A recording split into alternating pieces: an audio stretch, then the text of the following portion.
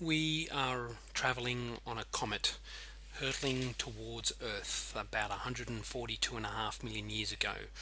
We are coming at an extraordinary speed, in excess of maybe 40,000 kilometers an hour, and then we hit the Earth and we create this Gosses Bluff, a complex crater that is a part of the Western McDonnell Ranges at the western end.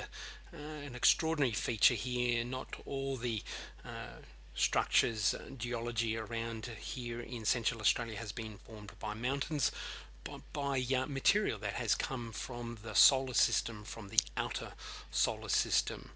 So you can see it is beautifully depicted here in the actual artwork of Ben, just in two locations.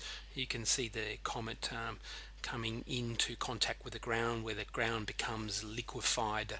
You can see the beautiful motions that would have occurred at that instant point of time there. Hard rock turned instantly into fluid and behaving very much like fluid, and throwing up huge amounts of material deep down underneath to the surface there. The depiction of this event is also made a second time. You can see that, and you can see the very basic outlines of the McDonnell Ranges. They represent very simply the comet tail that would have formed as it came closer towards the sun, where the Earth is in relation to the sun and the solar system. And in this particular colourful depiction there, we have all the different landscapes that have formed around Gosses Bluff, and in particular the actual structure at sunset, magnificent. We're inside Gosses Bluff, and this is what it looks like today.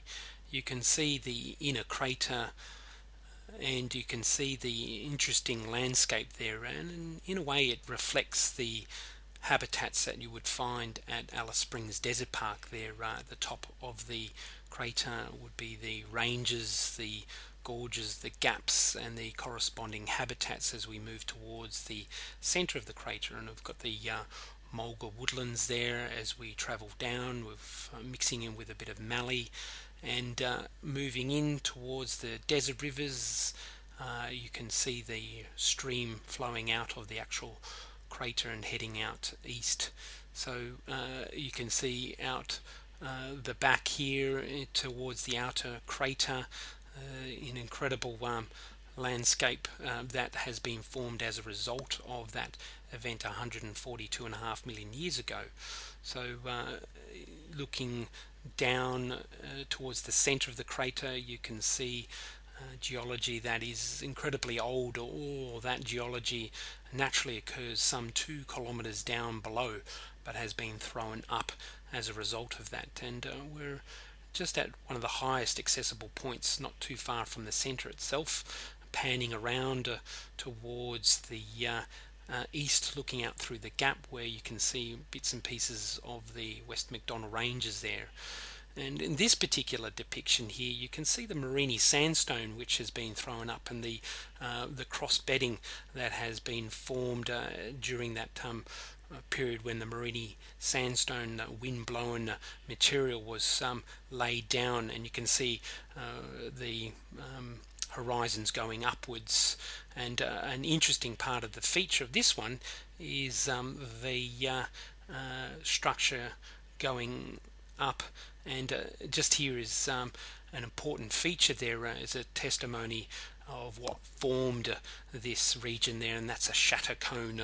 Is geological representation, fossilized force, or the incredible energy that has fractured the geology there, and that created this place. And now we're looking down into the epicenter of that moment that created this extraordinary feature, a comet traveling at 40,000 kilometers per second, and creating this feature here. And we're now at the center of the crater there, and what you can see there is vertically tilted ancient geology. The stairway sandstone that was thrown up. This naturally occurs some 2 kilometres down below.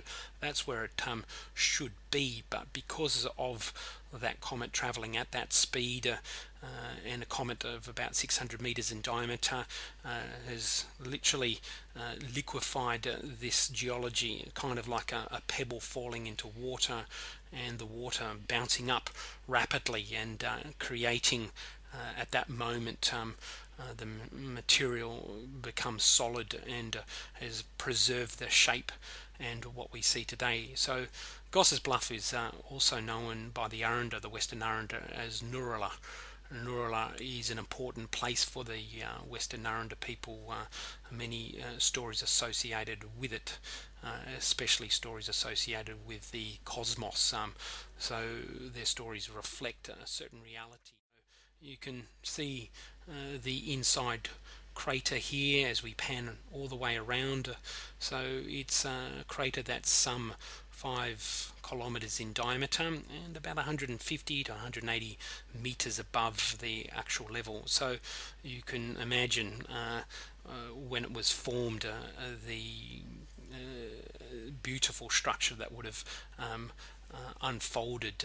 This is just a remnant of that structure, and beautifully punctured between the mountain ranges there, and creating an extraordinary feature in the central Australian landscape there. And as you move out, you can see the ranges around it, and creating that beautiful comet-like effect as we move out back into the solar system where this event originated from.